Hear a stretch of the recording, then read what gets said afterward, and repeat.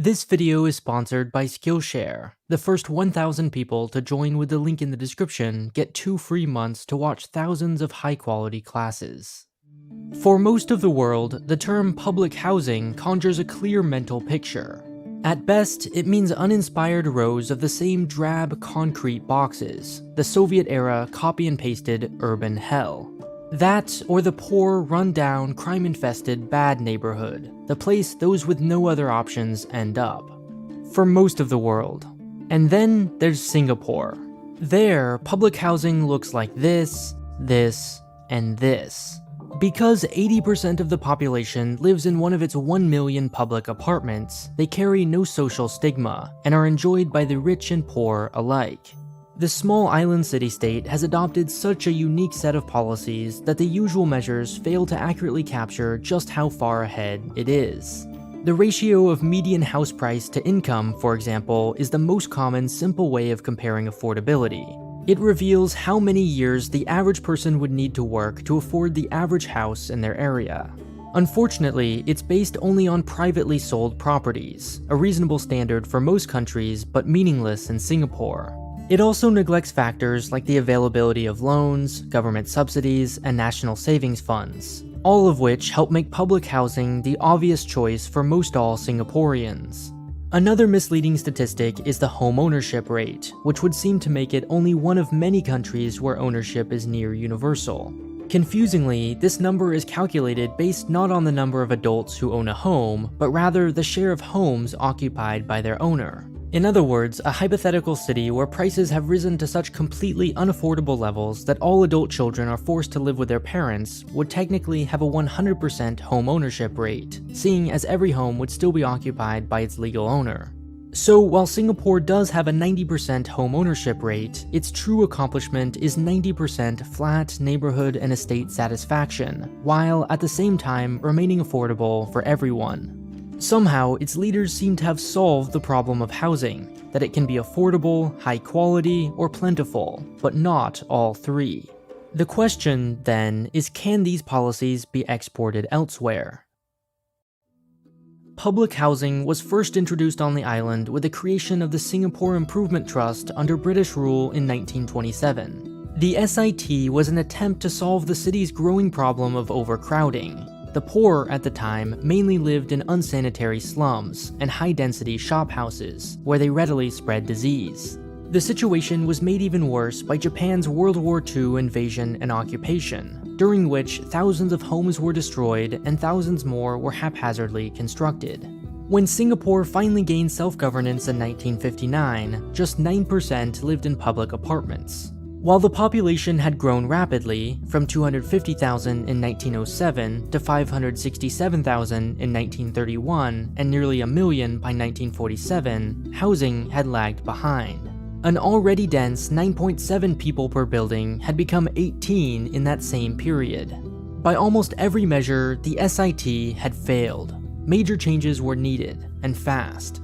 Just weeks after assuming power, the newly formed People's Action Party began replacing it with the current Housing and Development Board. While the new department clearly had its work cut out for it, in hindsight, this regulatory blank slate was probably its biggest strength, allowing it to envision utopia unhindered by the past. It was also highly motivated. Lee Kuan Yew, the nation's first prime minister, considered the founder of Singapore, wrote that homeownership was the key to giving its population of immigrants a stake in the country.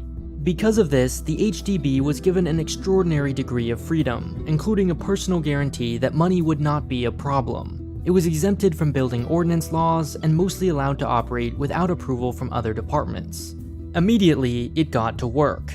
The first priority was existential, solving the acute housing shortage by building as much and as fast as possible. Early flats were designed as emergency single-room units with the most bare bones of amenities. At the same time, using its almost infinitely long leash, it began aggressively acquiring land. In 1961, a massive fire broke out in a squatter settlement, prompting the government to pass the fire site provision, which allowed it to acquire any land occupied by squatters which was cleared by fire or natural disaster. The fire and the government's success in relocating the victims was held up as proof of its efficacy, paving the way for future legislation. 3 years later, another law was amended which enabled the state to reclaim land without needing to compensate the affected seafront landowners. Then, in 1966, the Land Acquisition Act took this trend to the extreme, authorizing the acquisition of land by, quote, any person, corporation, or statutory board for any work or an undertaking which, in the opinion of the minister, is of public benefit or of public utility or in the public interest for any residential, commercial, or industrial purpose. Landowners could not object, and compensation was then provided at below-market prices. When it ran out of land to take, the state began reclaiming the sea, which makes up about 1/5 of the country today, including the famous Marina Bay. From 1960 to 2005, the percent of government-owned land grew from 44 to 90%. And by the mid-1960s, hundreds of thousands had moved into government housing under the leadership of the prolific Lim Kim San. Naturally, there were a few snags along the transition from slums to high-rises. Many residents had no idea how to budget for rent or electricity, while others simply found life that high up unnatural. Overall, though, the process was remarkably smooth, and when Lim died in 2006, he was remembered as the mastermind behind Singapore's residential revolution. In 1964, the HDB introduced the home ownership scheme, which today attracts international attention and envy. As of 2020, there are over 1 million public flats, mostly situated in 24 new towns around the island. Each is designed to self-contain around 1 to 200,000 people, with their own schools, grocery stores, hospitals, gyms, and malls. Most residents only need to leave for work, which is made easy by the attached MRT train stations.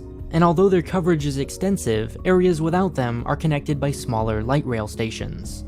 While this is functionally similar to estates in Hong Kong, where rows of high-rise apartments surround a common area, mall, and train station, there's one critical difference. Instead of walling in residents and preventing air circulation, new towns in Singapore are arranged in a somewhat checkerboard manner, with alternating tall and short buildings. It's not hard to guess in which estate residents feel happier, are less likely to vandalize, and are prouder of their communities.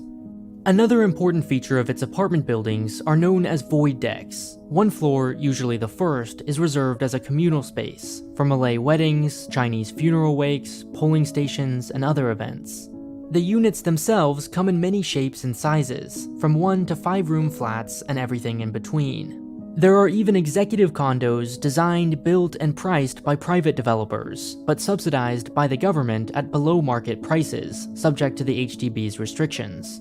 The best apartments are nice enough to evade the usual public housing connotation, while the low end is made affordable by a variety of government programs. First and most importantly, Singaporeans have no choice but to save their money. All workers under 55 are required by law to contribute 20% of their wages, and their employers another 17% to a social savings fund that can be withdrawn from only for a few specific reasons, of which buying a house is the most common.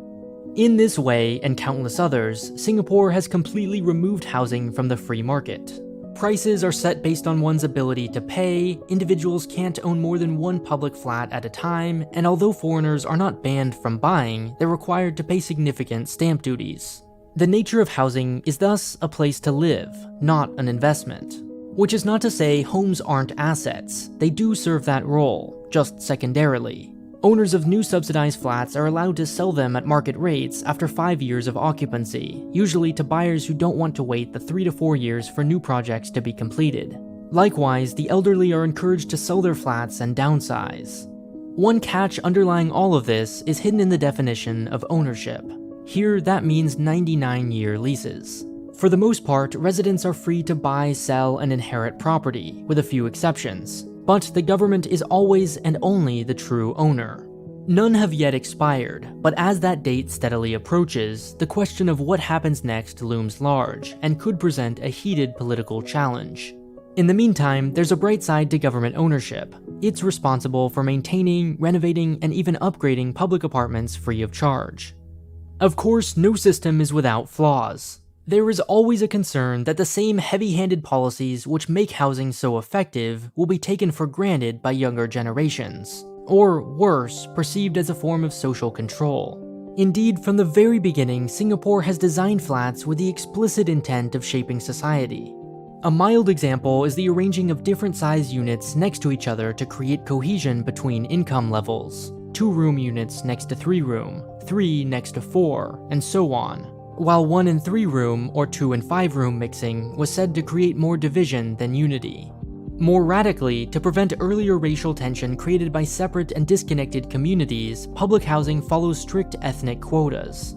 As of 2016, its majority 74% Chinese residents could occupy no more than 84% of a neighborhood. Its 13% of Malays could occupy at most 22%, and its 12% of Indians could occupy 12%. Once an ethnicity has reached its quota, no more are allowed to buy a flat in that neighborhood or block level. In theory, this encourages a sense of unity and ensures different groups have close contact by going to the same schools and shopping together. Controversially, though, it also means as a byproduct, buying or selling a flat may be easier or harder based on your ethnicity. Finally, subsidies heavily favor married families with children, so much so that locals joke, "Will you marry me?" has been replaced by, "Can we buy a house together?" In truth, housing policy was always just as much a means of modernizing, some would say erasing, the culture of Singapore as it was about giving people a place to live. Supporters argue the People's Action Party has maintained its 7-decade monopoly on power for obvious reasons. By all measures, HDB policies have had a monumental impact on Singapore, and there is perhaps no issue more personally significant than where, with who, and how well your family lives. Cynics, in turn, counter that it's no coincidence the party which meticulously designed Singapore receives the vast majority of its votes.